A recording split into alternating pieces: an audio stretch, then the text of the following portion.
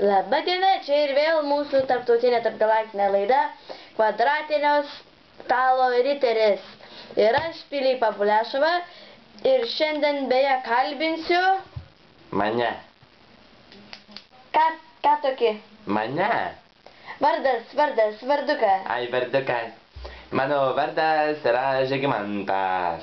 Taigi šiandien kalbinsim Žygimantuką, su kuriuo mes aptarsime, dėl ko ant kiekvienos žaislų pakuotės yra ženklas draudžiantis žaisti šiuo žaislu nuo 3 metų vaikams. Taigi, Zigmai, tęskite. Žygimantas. Žygimantai, atsiprašau, Žygimantai. Taigi, šią temą yra sunku kalbėti, iš tikrųjų, matote, kadangi...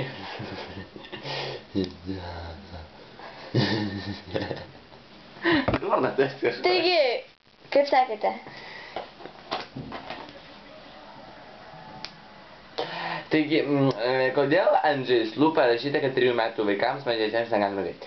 Tai priklauso nuo žaislo dydžio, pločio ir kitų išmatavimų. Taigi, kodėl būtent toks ženklas yra? Dėl ko yra būtent tik nuo 3 metų, o ne, pavyzdžiui, nuo 5? Tai nėra vien tik nuo 3, yra nuo daug kitokių amžiaus intervalų. Pavyzdžiui, 4, pavyzdžiui, 5 ir pavyzdžiui, 62, 2. Tai ši problema yra labai tiesiog kritiška, kadangi jos išspręsti yra beveik neįmanoma. Ką jūs siūlytumėt daryti, kad nebebūtų tokio ženklų daugiau? Tokių ženklų reikia mažinti, nes kitaip pasiekmės gali būti žiaurios. Bet mes suprantame, vaikučiai 3 metų negali žaisti su barbėmis bei su mašinytėmis.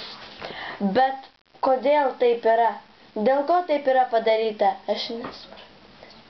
Ai, tai jūs neturite suprasti, nes jūs durna. Mes baigėme šią laidą. Kvadratinio stalo riteris ir ponas Žygimantas. Viso gero.